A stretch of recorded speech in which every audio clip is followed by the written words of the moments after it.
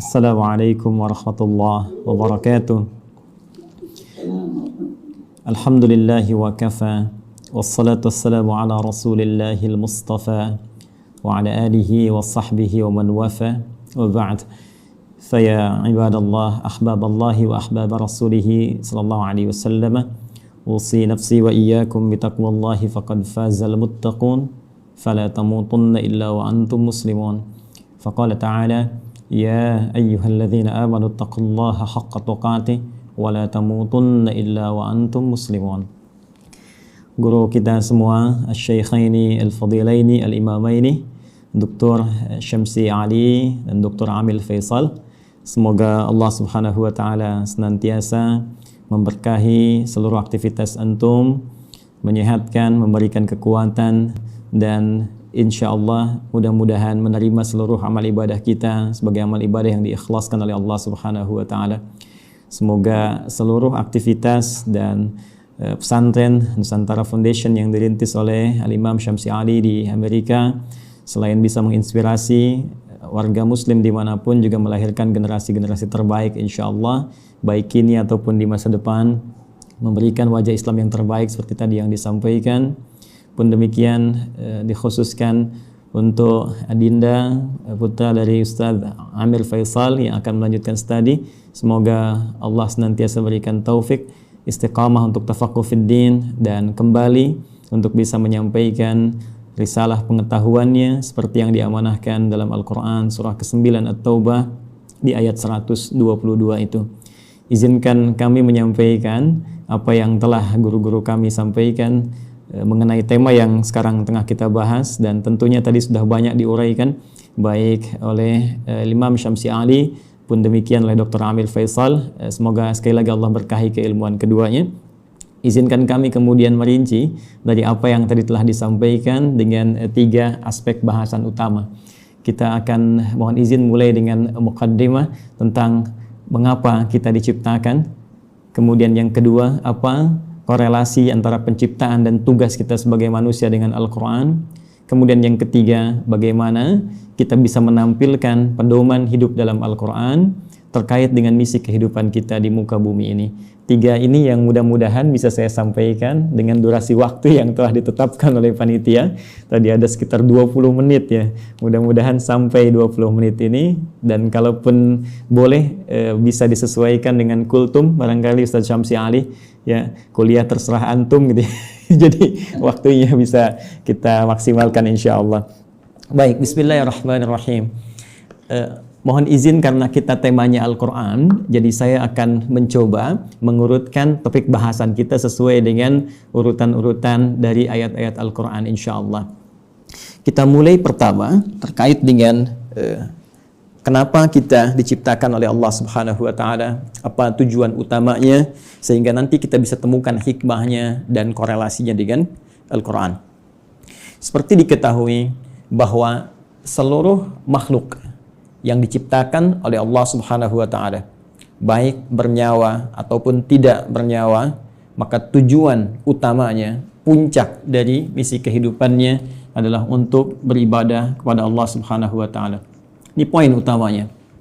Saat Allah menciptakan malaikat, ya, malaikat tidak diciptakan kecuali hanya untuk beribadah, walaupun tugasnya bisa beragam. Ada yang bertasbih saja, bertahmid saja, bertakdis saja, Al-Baqarah ayat ke-30. Ada yang kemudian tugasnya memikul arsy saja, ada yang menurunkan wahyu, ada yang kemudian menurunkan rezeki dengan izin Allah. Tapi seluruh puncak dari tujuan penciptaan itu adalah dalam rangka taat kepada Allah Subhanahu wa taala tanpa maksiat sedikit pun. Quran surah ke-66 ayat yang ke-6. La ya'sunallaha ma amarahum wa yaf'aluna ma yu'marun. Jadi kalau kita ambil misalnya makhluk dalam konteks tertinggi, sempurna diciptakan dalam arti tidak ada potensi untuk berbuat maksiat dan selalu ada dalam jalur ketaatan, yaitu malaikat. Malaikat pun tidak diciptakan oleh Allah kecuali tujuan utamanya untuk ibadah. Ya, pun demikian kita kembali kepada manusia ataupun juga dengan jin kalau kita ingin satukan keduanya, ya. Jin tentunya diciptakan sebelum manusia, jadi saya dahulukan ya, setelah malaikat kemudian jin, saya dahulukan sebelum manusia. Quran surah ke-15 Al-Hijr ayat ke-27. Wal janna khalaqnahu min qablu min naris samum. Ya, sedangkan jin itu kata Allah kami ciptakan sebelum manusia dari materi yang berbeda, dari api yang menyala-nyala. Baik, pun demikian dengan manusia setelahnya. Ya, wa idz qala rabbuka lil malaikati inni khaliqum basyara. Ketika Allah firmankan kepada para malaikat yang sudah tercipta sebelum manusia, pun sebagian kalangan jin yang hadir pada saat itu, kami akan mencipta makhluk baru, bukan malaikat, bukan jin, tapi basyar. Ya, satu dari 5 nama manusia yang umumnya disebutkan dalam Al-Quran pokoknya. Ya, basyar 35 kali disebutkan dalam Al-Quran, menunjuk pada sifat nafsunya. Ins disebutkan 18 kali berpasangan dengan jin, menunjuk pada sifat penampakan dan kelembutannya. Insan disebutkan 65 kali dalam Al-Quran, menunjuk pada totalitas aktivitasnya. Pun demikian dengan An-Nas disebutkan setidaknya 241 kali dalam Al-Quran, menunjuk sifat sosialnya. Dan Bani Adam ya disebutkan setidaknya 7 kali dalam Al-Quran, menunjuk genealogisnya yang tersambung pada Nabi Adam alaihissalam. Jadi manusia ketika difirmankan oleh Allah kepada malaikat dan jin, ya wa idz qala rabbuka lil malaikati inni khaliqum basyara. Ya. Jin dan manusia ketika diciptakan tidak lepas dari fungsi ini. Ya, ditegaskan di Quran surah ke-51 digabungkan ayat ke-56. Ya, paling kanan sebelah atas di mushaf standar Allah berfirman, "Wa ma khalaqtul jinna wal insa illa liya'budun." Ya, dan tidaklah aku ciptakan jin dan seluruh manusia itu kecuali tujuan puncak pokok ya. Tujuan penciptaan itu adalah supaya mereka menjadikan seluruh aktivitasnya sebagai ibadah kepadaku kata Allah. Ingat harakat akhir di ayat ini bukan pakai fathah. Ya, ya'buduni bukan ya'buduna. Ya, fi'il mudhari'nya di sini berharakat fathah tapi di sana nanti ada ya yang menunjukkan kepada Allah. Ya, kemudian untuk takhfif dia dihilangkan diganti dengan harakat kasrah. Jadi jelas Allah memberikan kesan yang tegas bahwa seluruh fungsi penciptaan manusia tiada lain seluruhnya dalam rangka beribadah kepada Allah Subhanahu wa taala. Nah, yang menarik adalah ketika Allah mendeklarasikan dan menginformasikan tentang khususnya manusia ya dalam konteks tugasnya untuk beribadah ini, maka diperjelaslah oleh Allah mengenai tempat dan misinya di mana dia akan beribadah, kemudian seperti apa misi yang akan diemban. Jadi sangat menarik, ya. Itu disebutkan di Quran surah kedua Al-Baqarah di ayat ke-30, ya. Paling kiri sebelah atas di mushaf standar. Ya, Allah berfirman, perhatikan kalimatnya ini sangat indah sekali. Antara penciptaan, pengenalan manusia kepada jin dan malaikat dengan pemberian tugasnya itu dibuka dengan kalimat yang sama, diksi yang serupa, tapi untuk menunjukkan makna yang berbeda. Ya, ingat, karena di Quran tidak ada pengulangan. Ya, ketika disebutkan yang seperti itu, yang serupa, maka kaidah tafsirnya, ya Dr. Amir Faisal, Ustaz Syamsi Ali lebih mengetahui, ya taksisan li ma'nan jadid. Ini untuk pengantar kepada makna yang baru, yang tidak sama dengan sebelumnya. Baik, di Quran surah ke-15, ayat ke-28, ketika Allah mencipta manusia digunakan diksi wa idz qala rabbuka lil malaikah. Ya, kemudian ketika memberikan misinya, dan di mana ditempatkan untuk menjalani misi ini, maka dibuka dengan redaksi yang sama. Wa idz qala rabbuka lil malaika. Seakan-akan ingin mengesankan bahwa, hei, saking dahsyatnya penciptaan manusia ini, saking dahsyatnya misi manusia ini, jadi bukan hanya penciptaannya. Ya, penciptaan manusia ingin menunjukkan tentang dibawanya misi yang sangat agung, sangat dahsyat, sampai-sampai malaikat yang sempurna pun tak berbuat maksiat mesti mengetahuinya. Sampai-sampai jin pun yang dicipta lebih dulu mesti mengetahuinya. Ya, hanya bedanya yang di Quran surah 15 ayat ke-28 Allah menggunakan redaksi khaliq, ya. Karena itu kita menyebut Allah dengan sang khaliq diambil dari diksi Al-Qur'an. Inni khaliqum basyara, mencipta yang tak pernah ada, ya. Sebelumnya, mencipta yang tidak bersandar pada bahan yang ada sebelumnya, beda dengan sifat makhluk yang tercipta. Sedangkan pemberian misinya digunakan kata ja'il. Ya. Inni ja'ilu fil ardi khalifah. Yang di sini menunjuk penciptaannya, yang di sini menunjuk pada pemberian misinya. Kita fokus ke sini dulu dengan cepat. Baik. Baik, Allah dengan tegas, singkat, padat memberikan satu informasi kepada kita semua melalui Al-Qur'an. Kata Allah, aku infokan pada malaikat. Aku infokan pada jin yang sebelum kalian aku ciptakan mereka. Saking tingginya misi kalian, ya. Inni menggunakan taukid, sungguh aku, ja'ilun fil ardi, akan menjadikan. Ingat, ja'il menugaskan, khalik mencipta. Setelah ciptaan itu terjadi, karena Allah mencipta mustahil, ya tidak ada fungsinya, mustahil tidak ada tujuannya.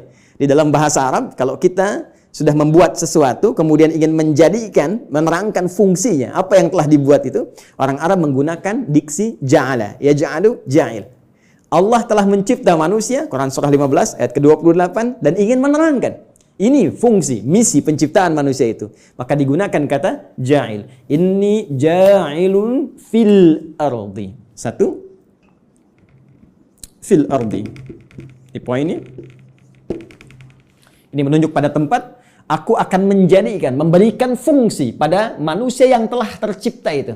Akan menempatkan mereka bertugas, tempatnya bukan di langit. Bukan fis sama, ya. Awas hati-hati, tapi tempatnya di mana? Fil ardi. Ya, yang kita terjemahkan dengan bumi itu. Baik. Khalifah, dan dia akan membawa peran untuk menunaikan tugas ibadah itu sebagai khalifah. Ya. Yang setidaknya punya dua makna pokok. Bisa jadi khalafa yakhlifu, ya, yang saling menggantikan. Artinya kalau satu selesai akan lahir yang lain meneruskan kembali, satu selesai meneruskan kembali, ya, bapak kemudian melahirkan anak, anak melahirkan anak lagi, saling menggantikan. Dan Al-Qur'an memberikan pesan jangan sampai seseorang meninggalkan generasi setelahnya dalam keadaan lemah. Quran surah keempat ayat 9 itu. Wal yakhshal ladzina law taraku min khalfihim dzurriyyatan dhi'afa khafu 'alaihim. Karena itu siapkan generasi terbaik untuk saling menggantikan membawa tugas di bumi. Nanti kalau ada bahasan yang lebih luas kita belajar khusus tentang tema ini, ya. Nanti Allah kasih satu surah khusus yang bukan nabi, bukan rasul, ya, manusia seperti kita, supaya kita tidak berkata ini kan nabi, ini kan rasul. Jadi Allah berikan satu surah yang bukan nabi, bukan rasul, tapi bisa membentuk generasi yang terbaik setelahnya. Yaitu surah ketiga, surah Ali Imran. Imran bukan nabi, Imran bukan rasul, tapi nanti menikah dengan Hannah seperti kita ketahui, melahirkan Maryam. Dan Maryam saat dididik disiapkan, itu nanti bisa jadi pribadi yang lebih baik dibandingkan dengan ibundanya dan ayahandanya. Karena itu Anda temukan surah Maryam surah ke-19, tapi Anda tidak temukan surah Hannah. Ya. Tapi bagaimana keduanya mendidik supaya lahir generasi lebih baik dari orang tuanya. Maryam melahirkan Isa. Isa alaihi salam lebih baik dibandingkan ibu dan kakek neneknya. Ya. Jadi demikian fitrah dalam Al-Quran. Setiap ada generasi mesti lebih baik daripada yang sebelum-sebelumnya. Bapaknya hafal Al-Quran, anaknya hafal Quran dan paham tafsirnya. Ya, anaknya hafal Quran dan tafsir, cucunya paham sampai hadis dan fiqihnya. Demikian seterusnya. Baik. Kembali ke sini. Pun demikian khalifah, ya, selain punya arti menggantikan juga bisa berarti pemakmur. Ya. Pembangun dalam semua nilai-nilai kebaikan. Ya, singkatnya, ditugaskanlah kemudian di bumi. Ini tugasnya. Akan saling menggantikan sampai kehidupan dunia berakhir. Dan ditugaskan dalam rangka ibadah ini untuk memakmurkan kehidupan di muka bumi sesuai dengan apa yang telah Allah tetapkan.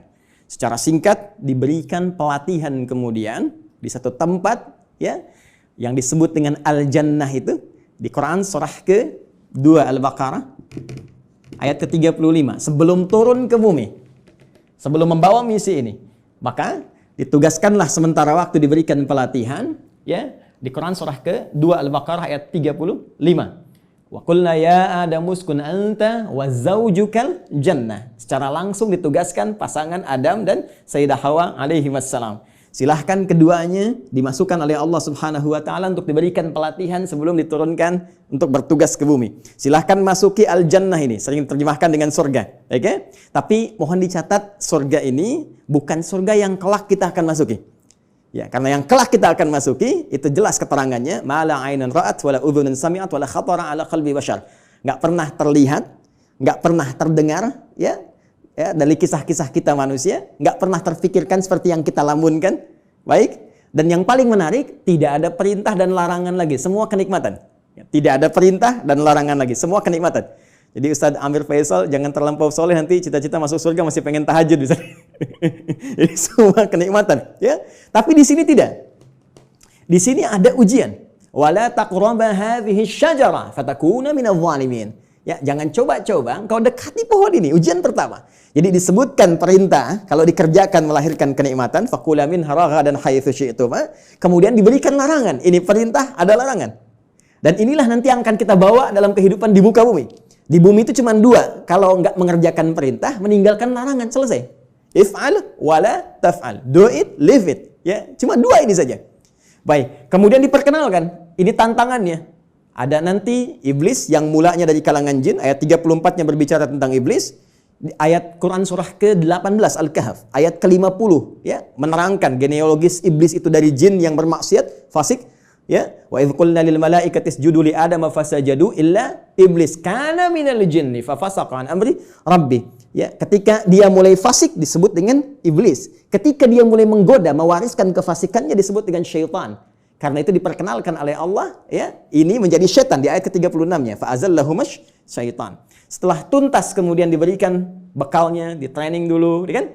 Diberikan pelatihannya, diperkenalkan musuhnya. Ini yang harus dikerjakan, ini yang harus ditinggalkan, ini yang akan dibawa nanti dalam kehidupan di bumi. Setelah siap itu semua, teman-teman sekalian, barulah diturunkan Adam alaihissalam beserta Sayyidah Hawa alaihissalam, keduanya untuk memulai tugasnya di bumi. Baik. Dan kisahnya dimulai di sini. Quran surah kedua. Saya langsung ayat 38. Baik. Saya melompat sedikit ke kisah antara bagaimana perjuangan Adam alaihissalam melawan iblis atau syaitan itu. Saya langsung lompat dulu saja untuk mempermudah dan mempercepat kita sampai pada kuota waktu kita. Baik. Quran surah kedua. Ayat 38. Ya, paling kanan sebelah atas di mushaf standar bagi teman-teman yang terhubung dan membuka mushaf, ya. Perhatikan baik-baik. Qulna bitu minha jami'a. Sekarang sudah saatnya, kata Allah, kami firmankan.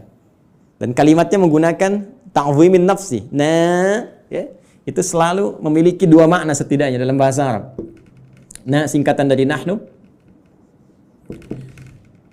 Kalau dinisbatkan kepada Allah Subhanahu wa taala, tentunya seperti kita ketahui, memiliki dua makna utama.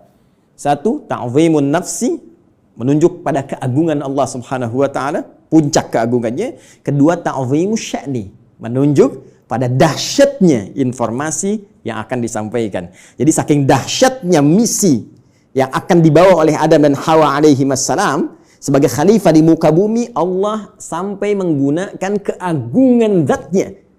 Ya, jadi ini misi agung. Kehidupan kita di bumi ini kehidupan yang agung, kehidupan yang mulia. Nanti saking mulianya di Quran, ya, surah ke-17 nanti, Al-Isra, di ayat ke-70, itu sampai disebut semua kita ini mulia. Walaqad karramna bani Adam, ya, wa hamalnahum fil barri wal bahr. Ya, semua kami muliakan seluruh anak keturunan Adam. Baik itu yang kemudian hidup di daratan sampai yang beraktivitas di lautan, semuanya kami muliakan, saking mulianya. Dan dimuliakan lebih dibandingkan makhluk-makhluk lainnya. Baik, teruskan. Qulna bitu minha jami'a. Mulai sekarang, ya, kata Allah Subhanahu wa taala, dimulai tugas kalian turun ke muka bumi. Di sini poinnya. Fa imma ya'tiyannakum minni huda. Ini dahsyatnya. Ternyata Allah dengan sifat Rahman, ya, tidak membiarkan hambanya memulai misi tanpa membawa pedoman misinya. Tanpa membawa petunjuk untuk menjamin kebenaran risalahnya. Untuk menjamin terukurnya setiap misi yang ia bawa. Ternyata bersamaan dengan misi yang dibawa itu dan tugas dimulai dalam beraktivitas di muka bumi dengan misi tadi itu, Allah bersamaan dengan itu semua menurunkan satu pedoman kehidupan yang disebut dengan hudan. Ini poinnya. Fa imma ya'tiyannakum minni huda. Nanti saat kamu telah turun di bumi dan mulai akan mengawali misimu itu, maka kami akan sertakan dengan itu semua petunjuk kehidupan. Ingat, hudan kalau disebutkan, saya telah gali diksi ini, ya, dari bahasa Arab, termasuk penyebarannya di Al-Quran, derivasinya, ragamnya, ini Masya Allah, ini bukan hanya diartikan dengan petunjuk, tapi bisa berarti jalan menuju kemudahan, bisa diartikan jalan menuju kesuksesan, bisa diartikan solusi dari segala kesulitan, bisa diartikan jalan untuk membuat kita bahagia dalam ibadah. Secara singkat, kalau kita kumpulkan diksi hudan dalam Al-Quran, secara singkat seluruh arahnya itu mengarah kepada pedoman kehidupan. Ya, pedoman hidup. Ini yang harus kamu kerjakan, ini yang harus kamu tinggalkan, ini yang harus kamu lakukan. Kamu akan mengalami ini tantangannya, ini solusinya. Itulah hudan. Dan sifat rahman Allah menjadikan penugasan ini menjadi nyaman untuk dijalani dan terhindar dari segala kegelisahan dan kesedihan. Perhatikan ujung kalimat ayatnya. Fa imma ya'tiyannakum minni hudan faman tabi'a hudaya. Kalau nanti petunjuk, pedoman hidup ini diikuti saat bertugas di bumi, ya Adam, Hawa, sampaikan pada anak cucumu, setiap mereka ikuti, ya kalian ikuti semua petunjukku ini. Kalimatnya di ujungnya ada ya nisbah kepada Allah. Petunjukku. Jadi ini bukan Nabi Adam yang buat, bukan Sayyidah Hawa yang buat. Ya, Allah yang langsung tetapkan. Fala khaufun 'alaihim wa la hum yahzanun. Allahu akbar. Maka aku jamin kata Allah, fala khaufun 'alaihim la fala khauf. Ya, selama menjalani misi di bumi ini tidak akan pernah merasakan kekhawatiran, kegelisahan. La khauf, tidak gelisah. Gelisah itu lawannya tenang. Ya, berarti kalau tidak gelisah, tenang. Ya, wala khaufun 'alaihim wala hum yahzanun. Yahzanun sedih. Lawannya senang. Allahu akbar. Ya, lawan dari sedih, senang. Ini sangat menarik. Jadi ketika Allah menugaskan Adam alaihissalam, ya, kemudian beserta pasangannya Sayyidah Hawa alaihissalam untuk kemudian berkembang di muka bumi melahirkan anak keturunan disebut dengan Bani Adam nanti, ya kan? Ternyata semua misi itu misi yang menyenangkan dan misi yang menenangkan. Jadi kalau dibawa ke rumah tangganya senang, tenang. Dibawa ke kantor, di kantor tenang, senang. Dibawa ke tingkat kehidupan sosial, senang, tenang. Jadi ternyata tugas di bumi ini tugas yang menyenangkan. Tugas yang menenangkan, menenangkan dan menyenangkan. Jadi kalau ada orang yang hidup di bumi selalu gelisah, ya selalu merasa tidak senang, ini menunjukkan boleh jadi kehidupan ini tidak disertai dengan pembacaan pada pedoman hidupnya. Ini yang disebut dengan hudan. Nah, teman-teman sekalian, menariknya setiap berganti generasi, ya, karena Adam itu alaihissalam selain nabi, beliau juga manusia. Ya, nabi punya fitrah kenabian, manusia punya fitrah kemanusiaan.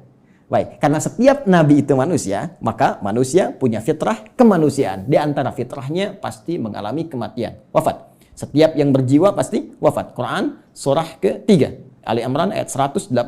Kullu nafsin dha'iqatul maut. Semua, bukan satu dua orang, seluruh umat bahkan ada kuotanya, ada batasnya. Ya, batas kematian disebut dengan ajal. Quran surah ke-7 Al-A'raf ayat 34. Walikulli ummatin ajal. Fa idza jaa ajaluhum la yastakhiruna sa'atan wa la yastaqdimun.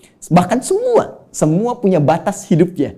Ya, harus diisi. Ya, bagaimana Allah memberikan bimbingan, dia isi itu sampai menemukan ujung batas hidupnya, dan jika sudah tiba tak akan mampu dia mundurkan, tak akan mungkin bisa dimajukan. Ya, jadi mohon izin lompat sedikit ya, nggak usah memaksakan diri. Ada kita lihat ada yang orang bunuh diri, mencoba-coba, nggak usah coba-coba. Kalau sudah tiba waktunya meninggal juga. Kalau belum tiba ya nggak akan wafat.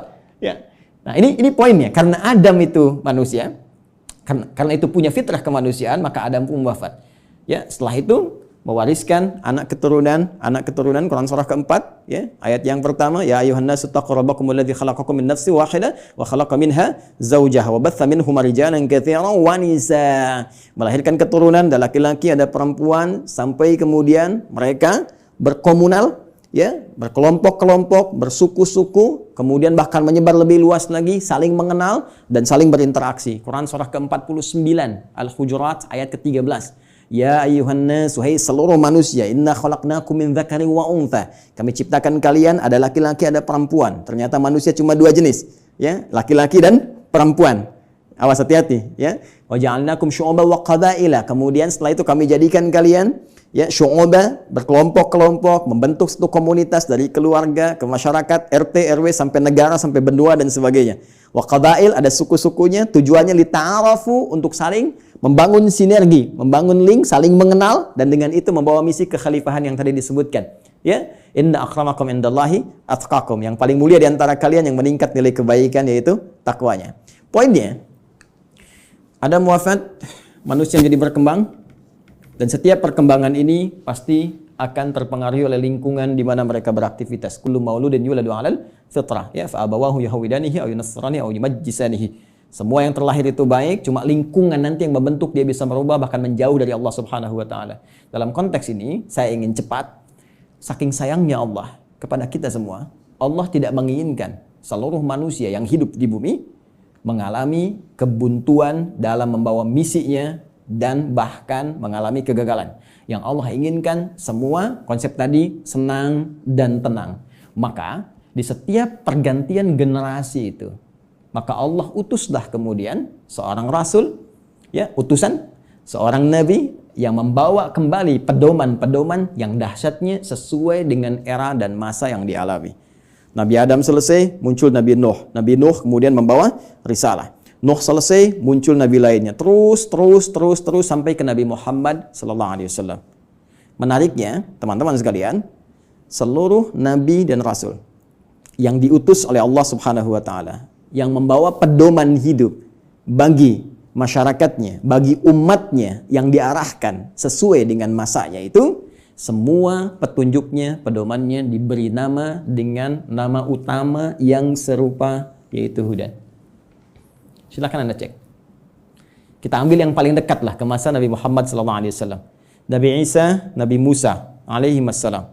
Nabi Musa misalnya, ini yang paling populer yang banyak disebutkan dalam Al-Quran. Ya, saya sebutkan dekat itu bukan dekat dalam konteks masa waktu, tapi dekat dalam konteks sering banyak disebutkan sehingga sering didekatkan. Ya, tiga nabi ini yaitu Nabi Musa, Nabi Isa dan Nabi Muhammad SAW yang mewakili banyak kisah dalam Al-Quran. Nabi Musa, kitabnya Taurat. Ya. Taurat ketika disifati oleh Allah Subhanahu wa taala menjelaskan fungsinya, maka tidak jauh dengan diksi ini, Hudan. Buka Al-Quran surah ke-17 Al-Isra, ayat yang kedua. Wa ataina Musal kitaba. Dan telah kami berikan kepada Musa kitab. Itu Taurat. Ya kan? Apa fungsinya? Wa ja'alnahu hudan li bani Israil. Dan kami jadikan Taurat itu isinya adalah pedoman kehidupan bagi Bani Israel. Karena Nabi Musa diutus hanya satu kalangan saja, komunitas tertentu saja. Di kalangan Bani Israel, maka pedomannya dikhususkan untuk itu. Jadi nanti yang menariknya dalam satu era, itu bisa ada misalnya 2 rasul diutus. Ya, karena distriknya beda. Ya. Seperti kisah Nabi Ibrahim dengan Nabi Lut misalnya ya. Nabi Ibrahim dengan Nabi Lut, kan di Quran surah ke-51 itu, ya, ketika kita masuk ke ayat ke-30 dan seterusnya, itu Nabi Ibrahim dikunjungi para malaikat. Di ayat 24-nya, hal ataka hadithu dhaifi Ibrahim al-mukramin.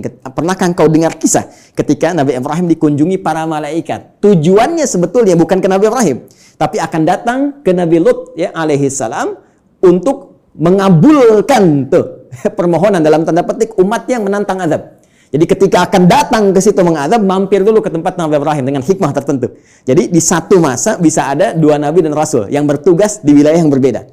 Nabi Musa alaihi salam itu tugasnya untuk Bani Israel. Diberikan panduan, disebut dengan Taurat dan disifati dengan Hudan. Pedoman kehidupan. Betapa inginnya Allah umat di zaman itu senang dalam menghadapi misi, menunaikan ibadahnya dan tenang dalam menjalankan itu semua.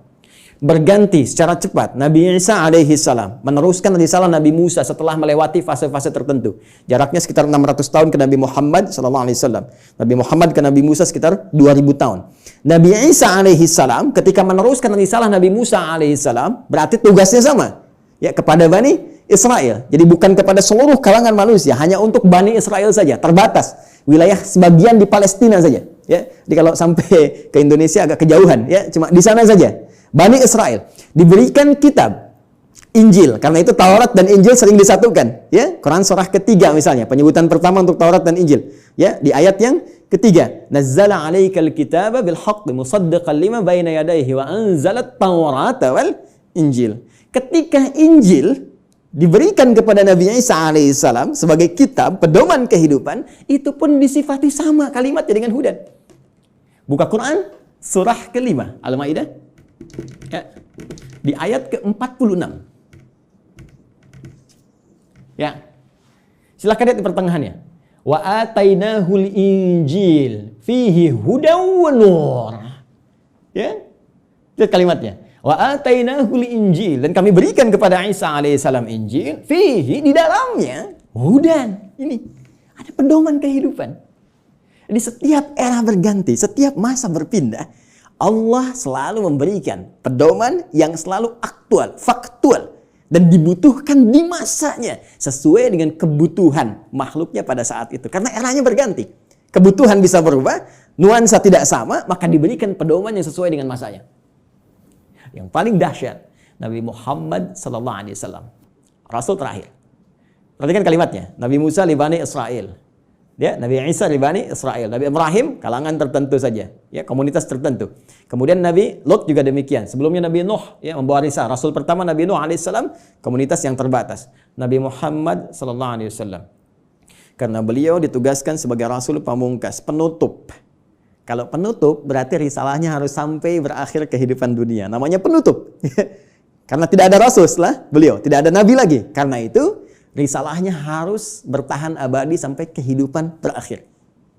Maka diturunkanlah oleh Allah yang paling spesial. Karena spesialnya ini menyifati segala hal yang tadi disebutkan. Harus sampai bertahan sampai kehidupan berakhir. Harus beda dengan yang sebelum-sebelumnya. Harus punya mukjizat yang lebih dahsyat. Karena itu yang terakhir ini, karena sifatnya harus bertahan sampai akhir zaman, dia harus lebih daripada yang sebelumnya. Harus bertahan. Tidak boleh ada celahnya.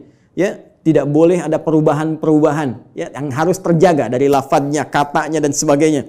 Semua harus unggul. Maka dipilihlah oleh Allah Subhanahu wa taala, ditetapkan oleh Allah Subhanahu wa taala, karena ini yang paling dahsyat, yang paling baik, semua yang terkait dengannya selalu baik. Silakan cek. Yang dipilih turun membawa risalah ini, membawa wahyu ini, ya, teman-teman sekalian, dari kalangan malaikat Jibril alaihissalam. Ketika dipilih langsung naik statusnya menjadi Sayyidul Malaika, Ruhul Amin. Nabi Musa punya teman, setiap rasul di bumi punya teman rasul dari langit. Nabi Musa punya teman Malakul Maut. Baik, Nabi Muhammad SAW punya teman malaikat Jibril. Malaikat Jibril ketika ditugaskan menyampaikan risalah yang akan dibawa kepada Nabi Muhammad SAW, maka langsung naik status jadi Sayyidul Malaika. Diturunkannya, teman-teman sekalian, di hari Jumat. Ya, hari Jumat, harinya naik status langsung menjadi apa? Sayyidul Ayyam. Yang dipilih menerima ini Nabi Muhammad SAW langsung naik status jadi Sayyidul Anbiya wal Mursalin. Bulannya, ya, bukan main-main. Bulannya bulan Ramadan. Ya, bulan Ramadan. Perhatikan baik-baik. Jumat naik status, Jibril naik status, Muhammad SAW naik status. Bulannya Ramadan langsung naik status jadi Sayyidul Syuhur. Bulan yang sangat dimuliakan. Saking mulianya, hanya turun satu malam yang penuh dengan keberkahan hanya di bulan itu saja. Untuk apa? Untuk mengagungkan risalah terakhir yang dibawa. Karena itu nanti surah ke-97, surah yang menyebut keutamaan malam Al-Qadar itu akan disandingkan dengan turunnya wahyu yang sangat istimewa untuk menunjukkan keagungan risalah dan wahyu terakhir yang akan diturunkan pada Muhammad SAW. Tiada lain, tiada bukan, itulah Al-Quran. Inna anzalnahu fi Lailatul Qadar. Ya, sungguh dengan segala keagunganku aku akan berikan informasi yang sangat dahsyat. Inna, aku tegaskan, aku kuatkan, ya, anzalnahu fi Lailatul Qadar. Kami turunkan Al-Qur'an itu di malam Al-Qadar. Baik, teman-teman sekalian, fokus di sini. Apa kaitan Al-Qur'an dengan hudan itu? Kita kuatkan kembali dengan Quran surah kedua ayat 185. Paling kiri di pertengahan di mushaf standar. Ya. Quran surah kedua ayat 185. Karena yang paling dahsyat, ya, karena ini yang paling istimewa, dan untuk seluruh manusia tanpa batasan, maka redaksinya mesti beda. Perhatikan kalimatnya. Syahrul Ramadan alladzi unzila fihil Quran. Ya, di bulan Ramadan yang kalian menunaikan puasa itu, saat itulah diturunkan Al-Quran. Tadi kita katakan, kita sepakati Al-Quran turun di bulan yang sangat mulia yaitu Ramadan. Quran surah kedua ayat 185. Allah perkenalkan nama kitab, wahyu, pedoman hidup yang diturunkan pada Nabi yang paling istimewa untuk semua manusia sampai akhir zaman, yaitu Al-Quran. Apa tujuan Al-Quran diturunkan? Teruskan ayatnya. Hudal linnas. Tetap tidak akan terpisahkan dari diksi ini, hudan. Dan dahsyatnya bukan libani kita, li umat kita, linnas. Ini poinnya. Ini bedanya. Kata Allah diturunkan di waktu yang sangat istimewa itu, ya, Al-Quran tujuan utamanya untuk menjadi pedoman hidup. Pedoman hidup. Pedoman hidup artinya pedoman yang dibawa dalam kehidupan. Ya, Anda mau zoom saja sekarang, tak tahu pedomannya, Anda nggak bisa zoom. Itu yang simple. Sekarang Anda mau hidup yang lebih kompleks kita jalani, nggak bawa pedoman, ya nggak, mustahil kita jalani dengan tenang. Mustahil kita akan jalani dengan benar. Ya, jadi ini pedoman kehidupan kita. Artinya semua yang dialami dalam kehidupan itu ada di sini sih ya, Al-Quran. Dan dahsyatnya linnas, untuk semua manusia tanpa batas. Perhatikan diksi Al-Quran. Al-Quran tidak menyebutkan bashar, ya, yang menunjuk pada nafsu, kecenderungan bagaimana mengelola nafsu dan bagaimana keadaan tampilan fisik yang baik. Tidak menyebut tentang al-ins, tunggal. Tidak menyebut insan, ya. Tidak menyebut juga Bani Adam, tapi menyebutkan dengan kalimat yang luas sifatnya dengan diksi universal. Linnas, untuk semua manusia yang pernah hidup di bumi. Ya, di era Nabi Muhammad SAW sampai dengan kehidupan berakhir. Jadi ternyata semua misi hidup kita, aktivitas kita, dari bangun tidur sampai dengan tidur lagi, setiap kita beraktivitas, dari semua tantangan yang kita hadapi, baik itu sedang sendiri ataupun sedang berpasangan, berumah tangga, berkehidupan sosial, itu ada di sini semuanya. Baik, mohon izin, sampai di sini bisa disimak ya, bisa dipahami. Baik, saya mohon maaf saya terlalu cepat. Al-Imam Syamsi Ali, Al-Ustaz. Tidak, Ustaz. Tidak ya? Masih ada waktu? Masih silakan. Masih, Ustaz, masih. Oh, masih. Karena ini baru mukaddimah ini. Fadhal, Ustaz. Fadhal, ini semakin haus kita. Baik, mohon maaf Mbak Ima ya, ini baru mukaddimah ini. Kita belum turunkan jadi pedoman. Ya, baik. Jadi sampai di sini teman-teman sekalian, kita bisa memahami bahwa ternyata semua isi kehidupan kita ada di sini. Ya, silakan kalau tidak percaya, kita cek. Ya, mohon izin nggak perlu dicatat ya, karena ini direkam, nanti bisa diulang kembali. Saya baca dengan cepat karena keterbatasan waktu.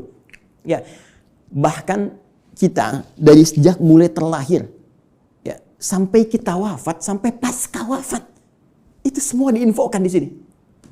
Ada semuanya. Dan silakan bandingkan dengan kitab apapun yang ada di muka bumi sampai dengan saat ini. Tidak akan ada yang pernah seperti Al-Quran. Ya, saya berikan 3 saja yang sangat menarik ya. Pertama, seluruh hal yang akan kita alami sudah dirangkum dengan sempurna dalam Al-Quran dan nanti dijelaskan detailnya oleh Nabi Muhammad SAW. Nanti bagian terakhir saya kaji dan kita akan sama-sama nikmati bersama. Ya, saya beri contoh misal, mohon maaf, sejak masa dalam kandungan itu Al-Quran sudah menerangkan ya bagaimana proses yang terjadi dalam kandungan. Detail secara fisiknya, secara umum disampaikan di Quran misalnya surah ke-22 di ayat yang ke-5. Bahkan pergerakan janinnya secara umum, ya dari mulai kandungan lemah ke berat sampai diisi apa doa yang harus dibacakan, apa yang harus dilakukan supaya nanti bayinya terlahir dalam keadaan baik. Disebutkan di Quran surah ke-7 ayat 189. Bahkan diberikan bocoran antara hubungan kita membangun komitmen dengan Allah yang akan menuhankan Allah sejak saat ruh kemudian ditanamkan sampai kita terlahir sampai wafat. Quran surah ke-7 ayat 172. Ketika terlahir, apa yang pertama kali diberikan oleh seorang ibu? ASI pun diberikan dengan tegas langsung. Ya, di Quran surah kedua ayat 233, wal walidatu yurdina auladahunna haulaini kamilaini. Ya, bapaknya dikasih, nih, ini tugas pokok bapak yang baru punya anak. Ini yang harus dikerjakan, ini ibu yang harus dilakukan. Ya, kemudian bergerak dari situ, diberikan pendidikan dini supaya membangun kedekatan dengan Allah, baik terhadap kedua orang tua, punya akhlak yang mulia. Quran surah ke-31 dari ayat 13 sampai dengan ayat 19-nya. Dari situ dia mulai belajar bagaimana cara belajar yang baik, bagaimana memahami, bagaimana bisa kembali mengajarkan itu kepada masyarakatnya. Quran surah ke-9 ayat ke-122. Kemudian diberikan sifat, jangan sampai dia belajar lupa dengan Tuhannya, harus seimbang antara iptek dengan imtaknya. Itu ada di Quran, teman-teman sekalian, di surah Al-Mujadalah, ya. Di ayat yang ke-11, kemudian setelah itu dia berkembang lagi. Ya, dia mencari lagi. Kadang-kadang ada yang pergi ke tempat lain, mengenal suasana yang berbeda, bertemu dengan orang banyak, bersuku-suku, bisa merantau ke berbagai tempat. Quran surah ke-49, ayat yang ke-13. Setelah itu tiba-tiba dia mengenal seseorang ya untuk mendapatkan pasangannya. Boleh, karena setiap kamu dicipta berpasangan. Quran surah ke-51 ayat ke-49. Bagaimana mengenal pasangannya? Diarahkan oleh Allah. Hei, jangan lama-lama. Kalau sudah kenal, lamar dia. Berikan ya bagian yang terbaik untuk maharnya. Quran surah ke-4 ayat ke-4. Lakukan pernikahan. Quran surah ke-30 ayat ke-21. Bahkan saat akan menikah pun dijelaskan oleh Allah. Nanti kamu belajar dulu di rumah tangga supaya nggak kaget. Ini tugasmu laki-laki begini, tugas perempuan begini. Quran surah ke-4 ayat 34. Bahkan kalau ada persoalan begini cara menyelesaikannya sampai di ayat ke-35-nya. Kemudian diberikan tugas, ayah, kamu akan mulai mencari nafkah. Begini cara mencari nafkah yang standar. Quran surah kedua ayat 168. Kalau kamu ingin cepat, baru bergerak sedikit, rezekimu diberikan keberkahan. Quran surah kedua ayat 172. Kalau kamu belum bergerak, mengamalkan amalan ini, Allah berikan kemudahan rezeki kepadamu. Quran surah ke-7 ayat ke-96. Tapi jangan khawatir, ketika engkau bisa mensyukuri semua nikmat itu akan tambah nikmatnya. Quran surah ke-14 ayat ke-7. Tapi kamu jangan lupa, kamu bekerja mungkin akan mengalami tantangan. Ada yang tidak suka, ada yang akan menyingkirkan, menyungkurkan, ada tantangannya. Ya, pelajari dengan sempurna. Ini loh secara umumnya dari mulai ringan sampai berat. Quran surah kedua ayat 214. Ya, kemudian rinciannya Quran surah kedua ayat 155 sampai 157. Cara menyelesaikannya Quran surah ketiga ayat 142. Kalau kamu bekerja, kamu lelah, tiba-tiba kemudian kamu sakit, merasa nggak enak, nyaman, ada zikir Nabi Ibrahim, Quran surah ke-26, ayat ke-80. Kalau penyakitnya berat, kata dokter mustahil sembuh, nggak ada yang mustahil. Amalkan zikir Nabi Ayub, saya sembuhkan seperti saya sembuhkan Ayub. Quran surah ke-21, ayat 83 sampai 84. Tugas seorang istri, ya, bisa merawat anaknya. Kadang-kadang tidak mudah itu semua. Ada yang berkata, bagaimana mendidik dengan baik? Quran surah ke-17, ayat 23 sampai dengan ke-27-nya. Sampai mereka dewasa, sampai usia 40 tahun, masih diberikan amalan untuk bakti pada kedua orang tuanya. Quran surah ke-46 di ayat yang ke-15. Sampai kemudian hidup lebih jauh lagi. Sampai tiba-tiba ada dalam keadaan pikunnya. Ya, Quran surah ke-22 ayat yang kelima itu di bagian bawahnya. Sampai kemudian setelah itu dijelaskan oleh Allah. Kalau kamu akan nanti wafat, pasti kamu wafat. Siapkan cara wafatmu supaya indah. Kamu hidup untuk tenang. Wafat pun harus tenang. Turun Quran surah ke-89 ayat 27 sampai 30. Ya ayat Tuhan nafsul mutmainnah. Kamu saya berikan hidup di dunia untuk tenang. Wafat pun harus tenang. Ya. Kemudian setelah itu apa yang terjadi? Anda akan mengalami situasi di alam kubur, dijelaskan lagi, ya, bahkan jelas. Afala ya'lamu idza mu'tarama fil kubur. Setelah itu disampaikan situasi di dalamnya. Bisa kamu siapkan sejak di dunia. Ini loh yang paling bagus. Ada layanan dengan semua keberkahan, kenikmatan, sampai-sampai dia akan menyampaikan kepada orang yang belum wafat. Kalau bisa kerjakan ini, kalau mampu kerjakan supaya kamu cepat nyusul. Di sini enak, lebih enak daripada di situ. Quran surah ketiga ayat 169 sampai dengan 172. Bahkan setelah itu terjadi apa? Dijelaskan lagi. Teman-teman sekalian, muncul surah Al-Qiyamah surah ke-75. Setelah itu dijelaskan lagi. Ya, mau masuk kemana? Ini yang masuk ke surga, ini turunannya. Surga bersama Rasulullah. Quran surah ke-4 ayat 69. Di taman surga. Quran surah 51 ayat 15 sampai dengan ke-23. Surga yang seluas langit dan bumi. Quran surah ketiga 133 sampai dengan 134. Surga yang kelas biasa tapi nikmat. Quran surah kedua ayat ke-25. Supaya kita membawa persiapan untuk mendapatkan itu semua. Kalau gagal pun dijelaskan lagi. Ya, kalau kamu nanti main-main dengan ini semua, hadapi situasi di alam kubur begini, ada ayatnya. Situasi di hari kiamat begini, ada ayatnya. Sampai dengan muaranya pun ada ayatnya. Karena itu, kalau Anda tidak percaya, silahkan cek. Cuma dalam Al-Quran, semua kegiatan kita diatur dengan sempurna. Dan detailnya dijelaskan oleh Rasulullah SAW melalui petunjuk yang bahkan langsung ditegaskan oleh Al-Quran. Buka Quran surah ketiga, ayat 31. Paling kiri sebelah atas di mushaf. Qul in kuntum tuhibbunallaha fattabi'uni. Katakan Muhammad sallallahu alaihi wasallam, jika mereka hamba-hambaku, umatmu mengatakan serius mencintai aku, mencintai Allah, kan berpegang pada kitab Allah, fattabi'uni, maka ikuti semua petunjuk Rasulullah sallallahu alaihi wasallam. Ya, Nabi diutus, diturunkan untuk menyampaikan risalah Al-Quran secara sempurna. Detailnya seperti apa? Digambarkan oleh beliau. Dan dijamin langsung oleh Al-Quran. Surah ke-33. Ayat ke-21. Laqad kana lakum fi Rasulillahi uswatun hasanah.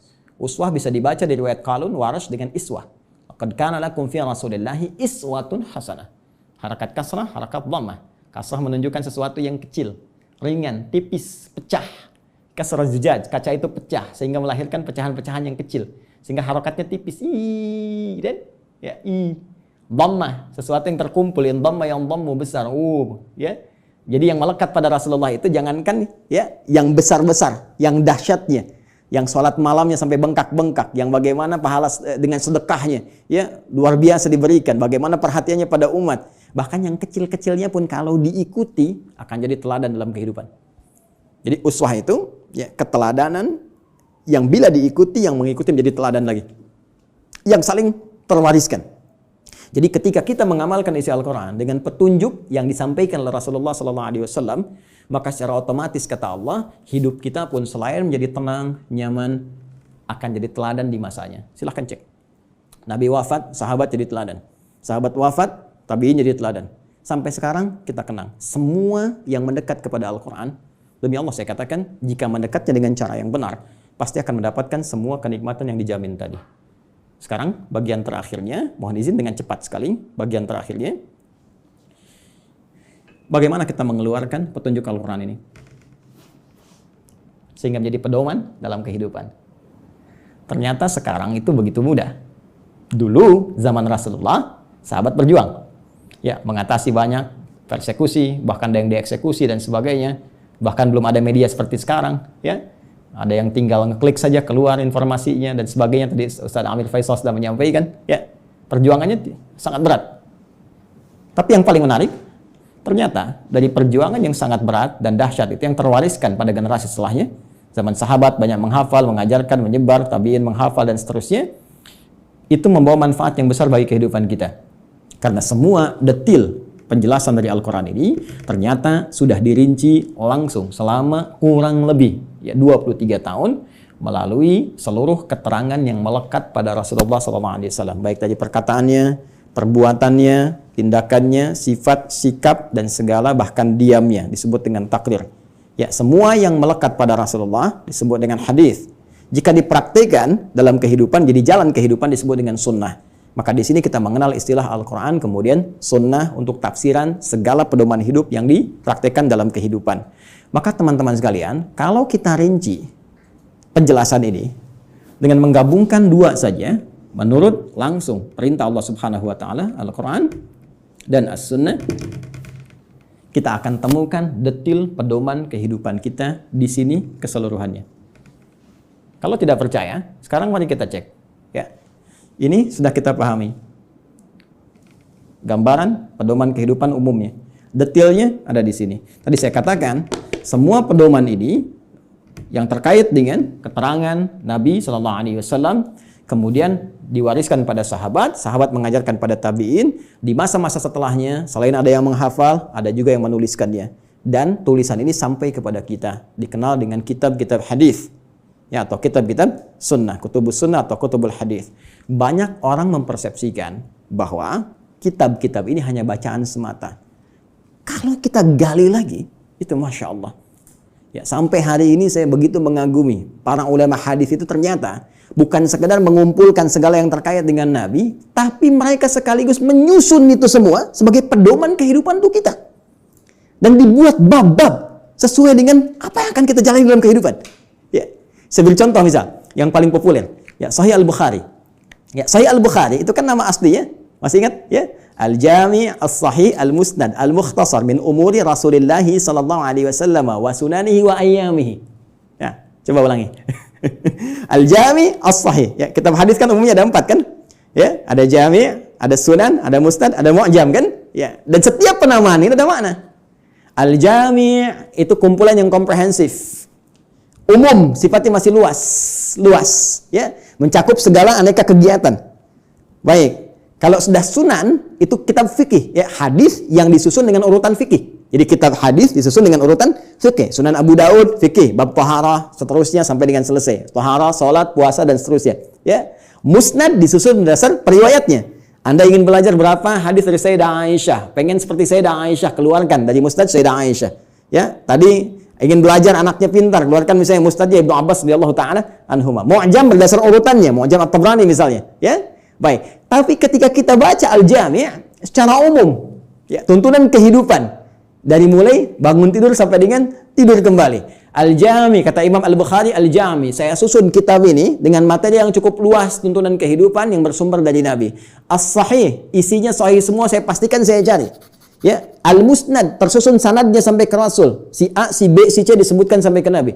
Al-Mukhtasar isinya nggak bertele-tele, langsung kepada esensinya. Ini keterangan dari Nabi-nya, kalau butuh penjelasan saya jelaskan sedikit. min umuri Rasulullah sallallahu alaihi wasallam. Saya tuliskan di sini terkait dengan seluruh kegiatan Rasulullah yang bisa saya dapatkan dan saya tuliskan. Karena nanti yang tak mampu Imam Al-Bukhari sampaikan, nanti Imam Muslim datang melengkapi. Ya, sehingga disebut sahihain.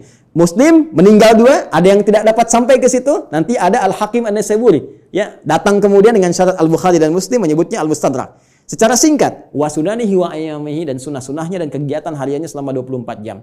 Teman-teman, pernahkah membuka Sahih Al-Bukhari dan kita lihat ternyata di situ ada 97 pembahasan. 97 kitab. Kalau bahasa kita sekarang bab, dinamakan kitab, di bawah kitab ada bab lagi. Dari 97 bagian ini, itu ternyata ini petunjuk kehidupan kita. Penjelas dari apa yang Allah sampaikan melalui Rasulullah SAW. Ya, setelah kitab Bad'ul Wahyi menetapkan risalah Nabi Muhammad SAW, bagaimana ciri-ciri seorang Nabi, seorang Rasul, supaya nanti tidak ada yang ngeklaim di kemudian hari ada Nabi baru, Rasul baru. Ya, dijelaskan. Orang kalau baca Sahih Al-Bukhari, kitab pertama selesai. Sudah, nggak akan ada lagi ketika ada info ini ada Nabi baru, sudah lewat tuh. La Nabi ya ba'di. Ya, ini kan yang aneh begini. Kalau ada ngaku Nabi itu nggak aneh. Karena Nabi sudah mewanti-wanti, la Nabi ya ba'di. Nanti kelak akan ada ngaku Nabi. Ya, kalau ada begitu, langsung tolak aja, nggak ada Nabi setelah Rasulullah. Ya, ya. Jadi kalau ada yang ngaku, itu nggak usah aneh. Yang aneh itu setiap ada yang ngaku, ada pengikutnya. Itu masalahnya. Ya. Jadi kalau kita belajar bab pertama selesai, menetapkan risalah Nabi, ya. Dan ini pun dahsyat. Di antara maksudnya untuk memberikan kekuatan argumentasi bahwa semua keterangan ini disampaikan oleh seorang yang mendapatkan risalah langsung dari Allah, yaitu Nabi. Buktinya begini. Dan Kitabul Iman ada 57 hadis. Anda sering bertanya, iman saya sering naik turun, kayak lift. Ya, kalau naik saya semangat ibadah, kalau turun jangankan salat sunnah, salat wajib kadang-kadang juga ada rasa malas. Bagaimana men-charge itu semua supaya semangat lagi? Kitabul Iman. Kitabul Ilmi, ya, Ustaz Amir Faisal, putranya mau belajar melanjutkan ke Mesir, ya, dan teman-teman yang lain, ada Kitabul Ilmi setelahnya. Bisa dikeluarkan bagaimana petunjuk pedoman belajar langsung dari Nabi. Dan dahsyatnya di Sahih Al-Bukhari ini tidak dimulai satu hadis kecuali dengan ayat Qur'annya dulu. Ini ayatnya, ini hadisnya, hadisnya. Silahkan cek. Kitabul Bai', teman-teman yang pebisnis. Ya, silahkan. Yang berniaga, yang berbisnis, keluarkan Kitabul Bai'. Kitabul Tijarah. Ya, kitabnya Kitabul Bai', turunannya turunan tentang bisnis. Di pemerintahan, diplomasi, birokrasi, Kitabul Imarah. Ya, sekarang masa pandemi, ya teman-teman keluarkan ada Kitabul Waba, tentang bab wabah, taun. Ada semua. Dan kalau kita jeli lihat lagi, demi Allah saya katakan, hanya di Islam yang semua tuntunan kehidupan dari bangun tidur sampai tidur lagi ada pedomannya. Silahkan cek. Ya, bangun tidur ada doanya. Silahkan cek. Bandingkan dengan keyakinan manapun. Cuma di Islam. Ini kita dalam konteks ilmiah ya, sedang berargumentasi. Jadi kalau nanti di soal kita berargumentasi. Ya, jangan diadukan, tapi kita didiskusikan. Ya, baik. Sekarang lihat, bangun tidur ada doanya. Ya, dan doa itu jangan salah. Doa itu bukan kalimat formalitas yang kita ucapkan untuk menjadikan sesuatu hanya sebagai ibadah semata. Bukan hanya itu. Tapi isi doa itu pedoman bagaimana kita menjalaninya. Bangun tidur apa yang harus dilakukan? Ya, buka misalnya di Abu Daud. Nomor hadis 1367 dari Ibnu Abbas radhiyallahu taala anhuma ketika menginap di rumah Sayyidah Maimunah radhiyallahu taala anha. Beliau menyimak Nabi bagaimana Nabi bangun di malam hari untuk mengikuti salat malamnya. Kata beliau, kana Nabi sallallahu alaihi wasallam idza staiqadha min naumi, adalah kebiasaan Rasulullah SAW apabila bangun dari tidurnya. Fajalasa, beliau duduk sebentar. Pemasaha biyadi min athari naumi, kemudian menghilangkan bekas ngantuk dengan tangan yang beliau duga bersih. Ya, jadi dihilangkan dulu. Jadi bukan langsung baca doa saat ngantuk begini. Bangun jam 3:30 masih ngantuk begini. Ketika sadar lagi jam 6 udah hilangkan lu ngantuknya. Baru setelah itu faqara akhirah khawatim surah Ali Imran, membaca 10 ayat terakhir surah Ali Imran, baru baca doa. Alhamdulillahilladzi ahyana ba'da ma amatana wa ilaihin nusyur. Ditegaskan lagi nanti di Al-Bukhari itu nomor hadis 181 nanti, ya, oleh siapa? Mu'adz bin Jabal, ya, dan Dundub bin Junadah. Nanti menyampaikan risalah hadis terkait doa bangun tidur. Bukankah isi doa bangun tidur itu pedoman kehidupan? Silakan cek lagi. Alhamdulillahilladzi ahyana ba'da ma amatana. Saya bersyukur padamu ya Allah yang telah memberikan kesempatan kembali pada saya untuk menjalani kehidupan. Padahal engkau bisa wafatkan aku dalam tidur tadi. Ya. Wa ilaihin nusyur. Perhatikan, sering diterjemahkan dengan dan kepadanya akan kembali. Hei kawan, nusyur dari kata nasyara, artinya beraktivitas untuk mencari bekal pulang. Ya, Anda menyebar. yang dari Makassar, dari Sumatera, dari Papua, dari Kalimantan bisa datang ke Jakarta untuk mencari bekal supaya bisa mudik pulang. Ramadan pulang mudik. Itu bahasa Arab yang disebut dengan nasyara yansyaru. Kalau menyebar luas disebut intasyara yantasyiru. Menyebar. Untuk pulang kampung. Kita pun akan pulang. Ya. Teman-teman, mudik itu yang kita lakukan setiap tahun, ya kan? Itu kan bahasa Arab jelas. Ya. Waktunya disebut mi'ad, tempatnya disebut ma'ad. Kita itu pulang kepada Allah. Quran surah 3 ayat 9. Innallaha la yukhliful mi'ad. Pasti kita pulang. Allah nggak mungkin menyalahi janjinya. Tempatnya disebut dengan ma'ad, tempat pulangnya. Ibnul Qayyim al-Jauziyah punya kitab Zadul Ma'ad. Kita pasti pulang. Karena itu saat bangun dari tidur kita berjanji kepada Allah, ya Allah, hari ini saya akan cari bekal lebih baik daripada hari sebelumnya. Supaya kalau saya pulang hari ini, keadaan pulang saya lebih baik, ya Allah. Makanya diajarkan sebelum tidur kita evaluasi diri. Nabi, evaluasi hari ini apa yang dikerjakan. Besok merencanakan. Turun Al-Insyirah surah ke-94 itu. فَإِذَا فَرَغْتَ فَانْصَبَ إِلَىٰ رَبِّكَ فَرَغَبْ. Ya, disiapkan dari sekarang. Apa yang mau dikerjakan besok? Ayo teman-teman, saya cek ya. Jangan-jangan selama ini kita pun belum siap mengerjakan apa yang kita lakukan besok. Untuk waktu Indonesia, di Amerika mungkin masih pagi, kan? Saya tanya pada Anda mau baca Quran berapa halaman hari ini? Berapa ayat? Mau sedekah berapa banyak? Mau tahajud jam berapa nanti?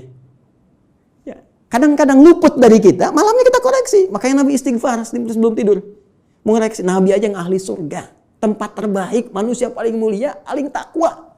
Yang dilepaskan semua bebannya saat di akhirat, diberikan surga sampai beliau mengatakan saya puas. Wala saufa yu'tika rabbika fatarda. Wala saufa yu'tika rabbuka fatarda. Itu masih istighfar kepada Allah. Saya, Anda, kita siapa? Nabi bukan, Rasul bukan, gak ada jaminan surga untuk kita. Kenapa kita nggak evaluasi keadaan hidup kita? Dan kita melupakan kematian, bahkan kita akan pulang. Pernahkah kita terbayang bahwa saat malam nanti tertidur, mungkin itu kehidupan kita yang terakhir untuk kita kembali? Karena itu kita siapkan, kalau saya besok bangun lagi, ya Allah, saya ingin sholat saya lebih baik daripada sebelumnya. Saya ingin jamaah nanti jam sekian. Ya Allah, saya ingin sedekah besok. Ya Allah, saya ingin baca Al-Quran. Supaya kalau saya meninggal pada saat itu. Dan karena itu, ajal dirahasiakan. Supaya kita siap kapan pun pulang. Karena itu jangan coba-coba ketika Anda terpikir berbuat maksiat, bayangkan seketika wafat. Maka dari itu Anda berjanji saat bangun, saya akan jadi orang lebih baik dibandingkan dengan hari yang kemarin. Itulah sebabnya muncul mahfuzat. Ini bukan hadis ya. Orang yang hari ini ya lebih baik daripada hari kemarin, orang yang beruntung, ya kan? Orang yang sama dengan yang kemarin, orang yang rugi. Orang yang lebih buruk daripada kemarin, orang binasa. Itu mahfuzat, terambil dari nilai hadis tadi. Itu baru bangun tidur. Silahkan cek. Mau makan ada doanya, mau minum ada doanya, berpakaian ada doanya, masuk toilet pun urusan yang sederhana ada doanya. Bahkan langkah kakinya diatur, masuk kiri keluar kanan. Beda dengan masjid, masuk kanan keluar kiri, doanya berbeda. Bangun tidur sampai tidur lagi, pedomannya lengkap semua. Pertanyaan saya, dari sekian banyak kebaikan yang telah Allah tampilkan kepada kita, berapa yang telah kita keluarkan dalam kehidupan? Saya punya dugaan yang kuat, jangan-jangan persoalan kehidupan di muka bumi ini tak mampu kita tuntaskan, bukan karena kita nggak pintar. Mohon maaf, bukan karena kurang gelar. S1, S2, S3, sampai dapat gelar, misalnya pengajaran tertinggi, profesor, dan sebagainya. Bukan karena kurang harta. Tapi mungkin Anda kurang dekat dengan Allah. Kita kurang baca pedomannya. Kurang takwa. Semua kesimpulannya mengerucut kepada takwa. Takwa membangun kedekatan yang paripurna dengan Allah. Karena itu banyak ibadah diarahkan kepada takwa. Puasa la'allakum tattaqun. Salat dibuka dengan takwa. Hudal lil muttaqin alladzina yu'minuna bil ghaibi wa yuqimunas shalah. Haji takwa. Wa tazawwadu fa inna khairaz zadi taqwa. Wa may yattaqillaha yaj'al lahu makhraja wa yarzuqhu min haitsu la yahtasib. Itu puncaknya. Siapa yang mampu mendekatkan diri kepada Allah Subhanahu wa taala dengan takwanya, dengan menjalankan semua isi pedoman-pedoman yang Allah turunkan, maka Allah akan lepaskan dari semua kesulitan hidup, bahkan mengirimkan rezeki dari sisi yang tidak dia duga. Inilah pedoman kehidupan kita, inilah Al-Quran, dan inilah jalan yang tidak mungkin kita hindari, karena ini satu-satunya pedoman yang bisa mengantarkan pada kenikmatan di 3 alam. Dunia, alam kubur, sampai akhirat. Terakhir, sebagai penutup, teman-teman sekalian, saking dahsyatnya Al-Quran ini, Allah ingin membuktikan kepada kita kebenarannya. Al-Quran tidak diturunkan di Romawi yang sudah maju pada saat itu. Bukan di Persia yang sudah punya kekaisaran yang dahsyat. Ya, kalau sekarang diibaratkan Amerika misalnya, Soviet, atau sekarang jadi Rusia dan seterusnya, atau Cina bahkan, ya kan? Tidak turun di Romawi, tidak turun di Persia. Tapi Allah turunkan di tempat yang paling jauh dari segala titik kemuliaan. Tidak kenal segala titik kebaikan-kebaikan. Ilmu pengetahuan jangan diharapkan tumbuh. Ya, dengan sempurna, dengan baik. Jauh tertinggal. Karena itu disebut dengan jahiliyah, menggabungkan nama bahkan dengan sifatnya. Tapi tahukah Anda? Ketika Al-Quran diturunkan di umat jahiliyah itu bisa mentransformasikan mereka berubah menjadi khairu ummah. Sampai turunnya Quran surah ketiga ayat 110 itu. Paling kiri sebelah atas di mushaf. Kuntum khairu ummah. Silahkan Anda cek. Semua yang belajar dari Nabi, dari 40 orang fase Mekah, sampai menyebar ke Madinah, sampai bertebaran ke seluruh muka bumi, tidak pernah ada satupun sahabat Nabi membawa risalah Al-Quran, kecuali membawa kesuksesan dan misi terbaik kemakmuran di muka bumi. Silahkan cek. Nabi sampai selesai tugas di Madinah punya 12.000 sahabat. Punya 38 panglima, dari 12.000 itu. Kekuatan satu panglimanya bisa menaklukkan Persia dan Romawi. Ya, bisa mengalahkan segala jenis racun. Setiap satu sahabat ekspedisi menjadikan Islam terbawa dengan warna yang sangat indah, diterima bahkan tanpa kecamuk peperangan yang berarti. Amr bin As ekspedisi dari Afrika Utara sampai dengan ke Syam. Sekarang cek, Mesir, Libya, Tunisia, Maroko, Aljazair sampai dengan ke Syam. 4 negara sekarang. Ya, Libanon, Palestina, kemudian Yordania, kemudian Syria. Silahkan cek, Muslim yang baik. Sa'ad bin Abi Waqqas, ya, waktu ikut ekspedisi mau ke Cina, singgah di Baros, 414 km dari kota Medan. Jadinya Nusantara. Indonesia, Malaysia, Filipina bagian selatan, Thailand selatan, Brunei Darussalam, ya, Masya Allah Rakhin, sukunya dari Rakhinya itu yang sekarang, semua indah, baik. Di mana kita sekarang? Dan keilmuannya nggak nanggung, silahkan cek. Ya, Al-Ghazali, Al-Battani, Al-Kindi, Al-Farabi, ya, silahkan cek. Semuanya sukses. Jadi mau jadi ilmuwan, sukses. Mau jadi diplomat, sukses. Jadi birokrat, sukses. Semua itu tercantum dalam Al-Quran. Dan satu-satunya kitab yang tidak pernah mengalami perubahan. Zaman Abu Jahal dulu dibaca Alif Lam Mim, sekarang pun tetap Alif Lam Mim. Silakan, strukturnya sempurna, segalanya sempurna. Itulah Al-Quran. Tinggal pertanyaannya, tantangan langsung dari Allah, sejauh mana kita bisa meyakini semua ini untuk menerapkan pedoman tadi, mempelajarinya, mengamalkannya dalam kehidupan kita sesuai dengan kebutuhan kita.